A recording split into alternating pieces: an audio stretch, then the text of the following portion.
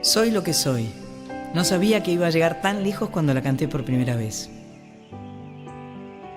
Sin querer o queriéndolo, inconscientemente me transformé en la voz de muchos que no podían gritar soy lo que soy. Vamos a hablar de algunos que, como otros, tantos anónimos, se animaron a vivir como querían.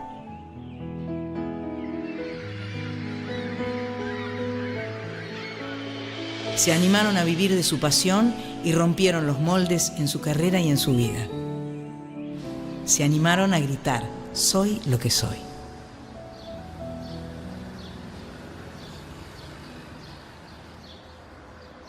Alejandra Pizarnik nunca se sintió parte de este mundo. Para ella el poeta tenía que ser el más extranjero de todos los hombres sobre la tierra. A ella lo único que le importaba era la palabra. Su mundo era la poesía.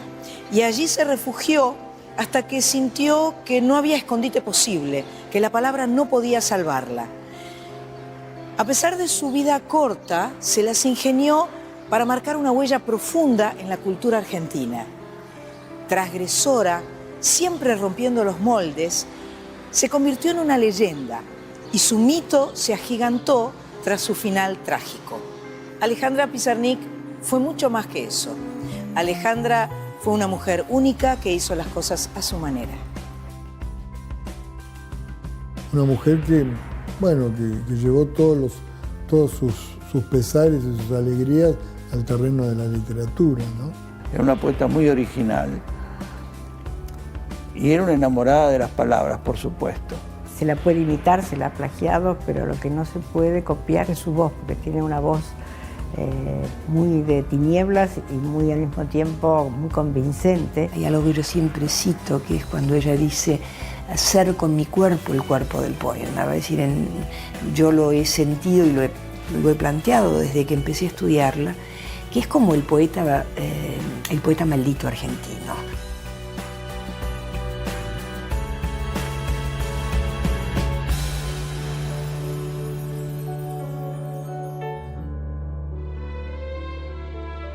Flora Alejandra Pizarnik nació el 29 de abril de 1936 en Avellaneda, segunda hija de Elías Pizarnik y de Rosa Bromiker, inmigrantes polacos que habían llegado a la Argentina escapando del nazismo. El padre era un cuentenik, un joyero que vendía su mercadería de puerta en puerta. ¿Y cuándo empezó a escribir?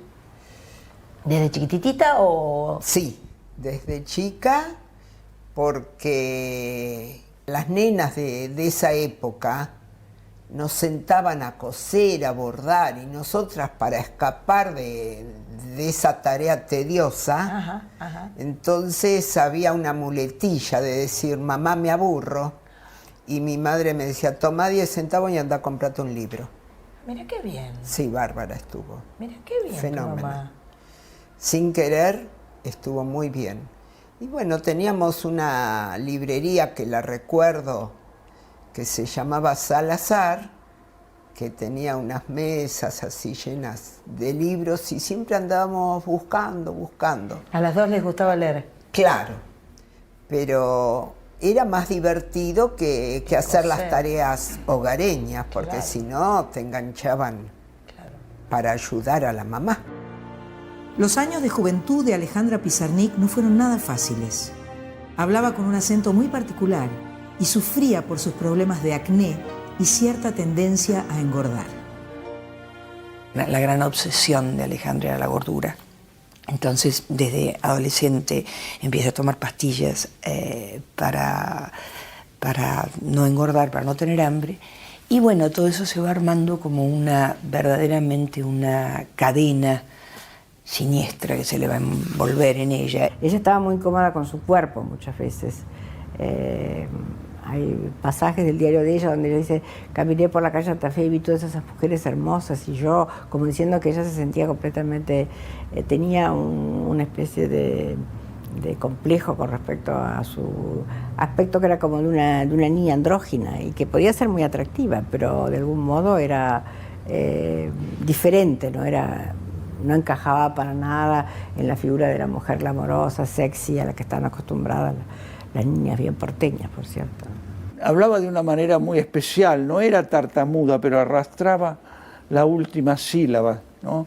Tenía una manera así, medio extraña, que la hacía más interesante. Tenía una voz casi, digamos, extraordinaria, ¿no? Rarísima.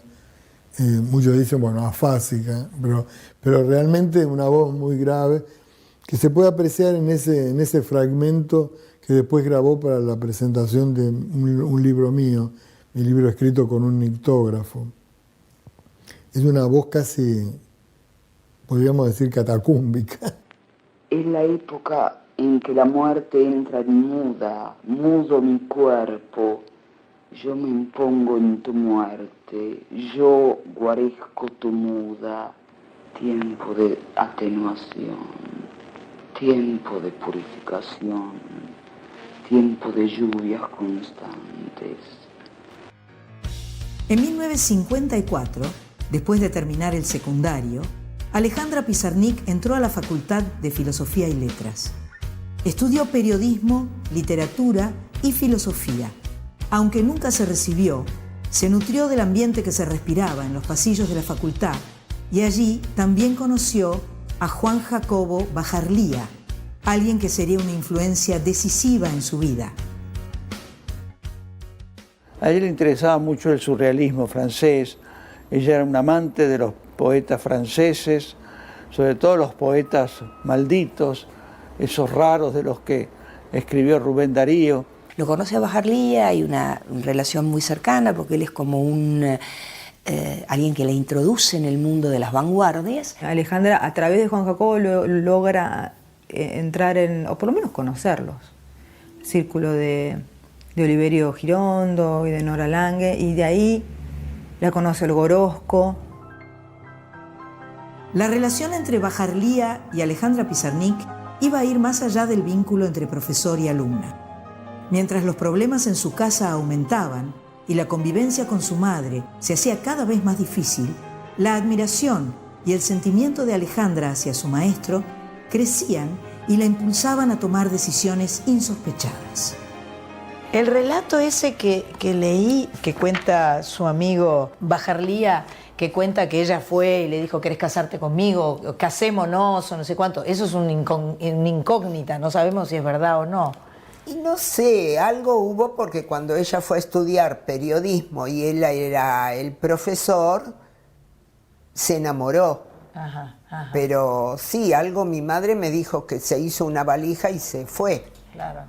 El relato de él dice que ella llegó como enojada, como así refunfuñosa, y diciendo que se había peleado con su mamá y que se tenían que casar y que ya está, que no quería volver más a su casa.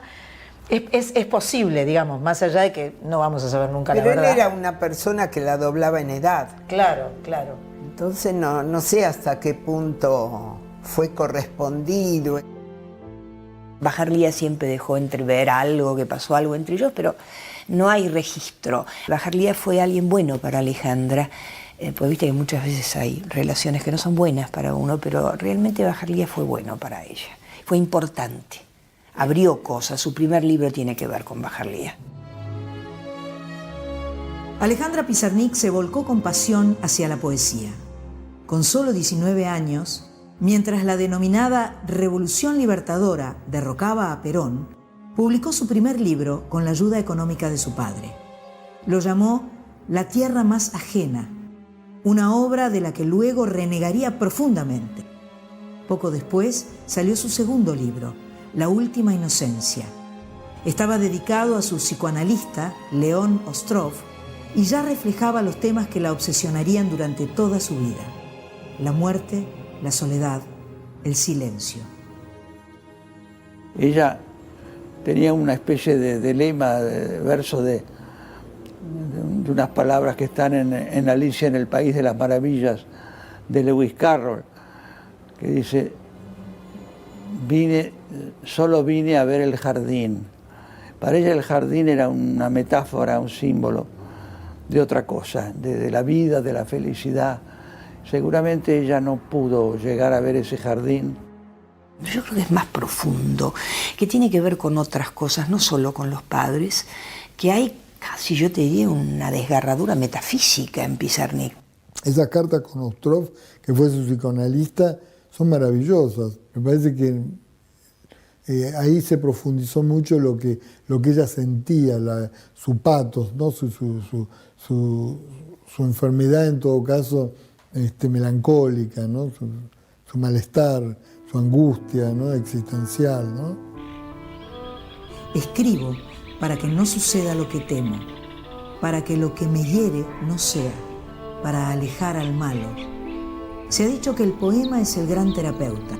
En este sentido, el quehacer poético implicaría exorcizar, conjurar y además reparar. Escribir un poema es reparar la herida fundamental, la desgarradura, porque todos estamos heridos. Ella hizo otro tipo de literatura que no era la tradicional, una poesía hecha de una gran síntesis verbal, y dentro de esa síntesis una gran intensidad también, una poesía muy intensa, muy original, llena de imágenes, de metáforas que son realmente a veces estremecedoras, ¿no? A fines de la década del 50 va a conocerla a Olga Orozco, que va a ser muy importante porque eso lo va a poner en contacto con el surrealismo argentino. Incómoda en su casa y disconforme con el transcurrir de su vida cotidiana en Avellaneda, Alejandra Pizarnik decidió viajar a París. Dijo: heredé de mis antepasados las ansias de huir. Dicen que mi sangre es europea. Yo siento que cada glóbulo procede de un punto distinto. En París se conectó con el efervescente ambiente artístico y forjó amistades que causarían la envidia de cualquier amante de las letras. Se hizo amiga de Cortázar y su mujer, Aurora Bernardes, que había sido profesora mía, así que yo la conocía también a ella. Se hizo muy amiga de Octavio Paz. Paz es alguien que para Alejandra, sobre todo cuando uno ve las cartas y el diario, Paz fue una figura muy importante para Alejandra, porque lo tomaba como un maestro. Lo interesante es que Borges empieza a ser conocido en Francia en el 63, en que Alejandra ya es reconocida por gente como Octavio Paz o Cortázar, y que es la primera poeta latinoamericana cuya obra aparece primero en francés. Estuvo 4 años viviendo en Francia, pasando penurias. Ajá. Mi madre le mandaba dinero como podía. Ah, tenía dificultades con la Sí, económica. porque en esa época Francia era costosísimo para un argentino, así que... Pero a su vez, ella, al ser aventurera, todo eso le encantaba. Tenía su amistad con Cortázar, con varios argentinos. Así que yo también tengo presente que con Marta Minujín una vez compartieron una sopa, que en ese entonces acá no existía la sopa de cubitos, y le habían agregado barras de chocolate para no sentir los 15 grados bajo cero. En París, Alejandra encontró su propio estilo. Además, se animó a lo que nunca antes había hecho: trabajar. Obligada por las circunstancias, la eterna niña salía de su mundo y, al menos por un rato, entraba en contacto con la realidad. Era una poeta auténtica. Tuvo siempre el problema económico porque ella quería trabajar, pero no sabía trabajar. No le gustaba, por supuesto. En París vivió duramente, en fin, consiguió por fin un trabajo. Germán Arciniegas le dio un trabajo de correctora de pruebas en la revista de los Cuadernos para la Libertad de la Cultura, y gracias a eso vivió. Pero un trabajo administrativo que ella odiaba, me lo dice en una carta, ella odiaba ese trabajo y odiaba todo lo que fuera material, utilitario, todas las pequeñas cosas de la vida cotidiana. Ella está como adentro de un mundo que tiene que ver con su experiencia de la literatura, con su creación, pero como que todo lo de la vida concreta es absolutamente ajeno y extraño a ella. Desde ese punto de vista es una especie de gran inútil. No sabía manejarse, no sabía cocinar, no sabía dónde comprar zapatos, no sabía ir al banco, en fin, era una invalidez total. Y eso a uno le causaba un poco de gracia y al mismo tiempo a uno lo exasperaba, porque uno tenía que ser enfermero, ayudante, secretario, alrededor de ella todo el tiempo. Y esto pasaba cuando ella era adulta, no era una niñita, ¿no es cierto? Pero cuando ella dice yo no soy de este mundo, es verdad, ella no es de este mundo. Alejandra Pizarnik había logrado cruzar los límites, había logrado salir de su Avellaneda natal y se había desenvuelto con éxito en París, la gran capital cultural del planeta. Sin embargo, cuando volvió a la Argentina, su mundo seguiría limitado a su poesía. A ella lo único que le importaba era la palabra.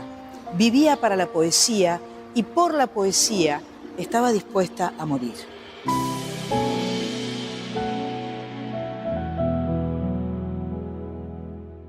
De alguna manera, el regreso a la Argentina de Alejandra Pizarnik fue el principio del fin para ella. La Alejandra que volvió de viaje era otra. Era una transgresora, una poeta maldita que resaltaba por sobre el resto. Tras publicar todo lo que había escrito en París, su pluma fue mutando hacia un rumbo que nunca la llegaría a conformar del todo.